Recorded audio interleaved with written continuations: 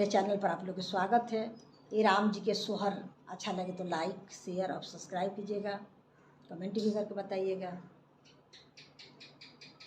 दारा बे आकुल कौशिला रानी मेघा से अरज कर हो।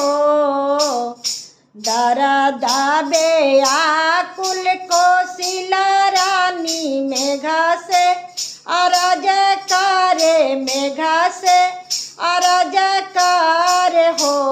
मेघवा जानी बरसायावा धाना गरिया राम के जन्म भइल हो।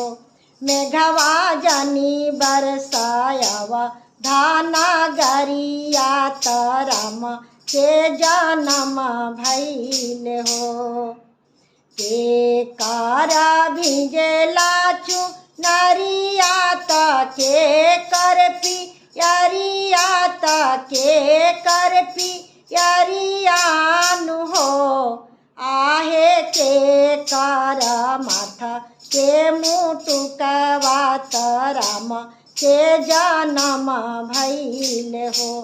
आहे के कारा सिरा के मुटुकवा राम के जन्म भइल हो।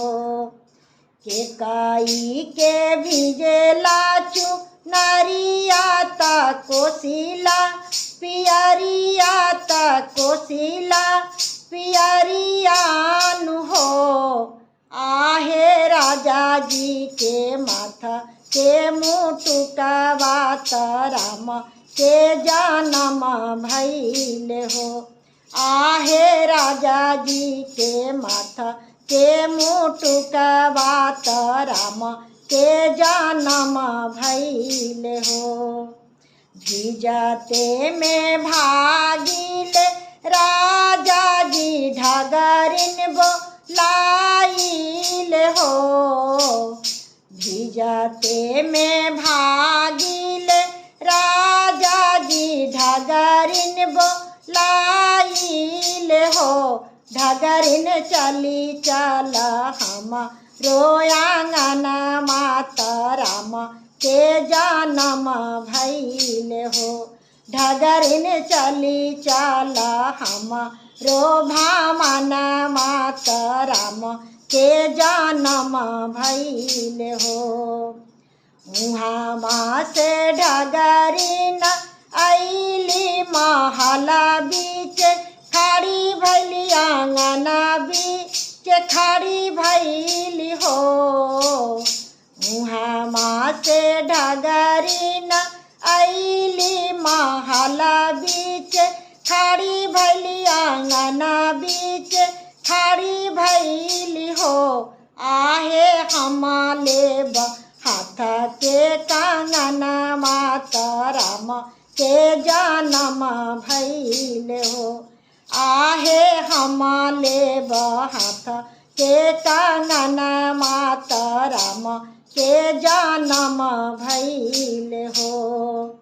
दुआरा से राजा जी आइल आंगना बीच खाड़ी भैनी आंगना बीच खाड़ी भैनी हो।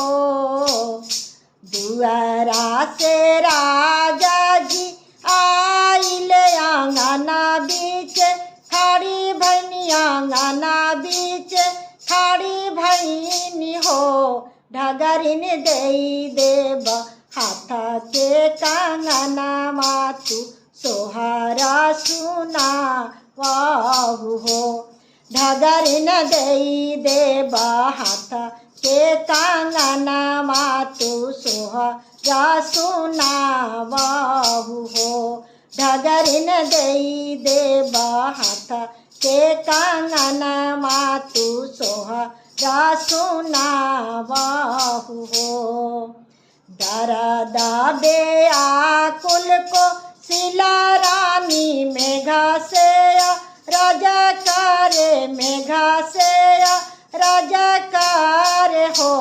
मेघवा जानी बरसाया जो धाना गरिया राम के जन्म भइले हो।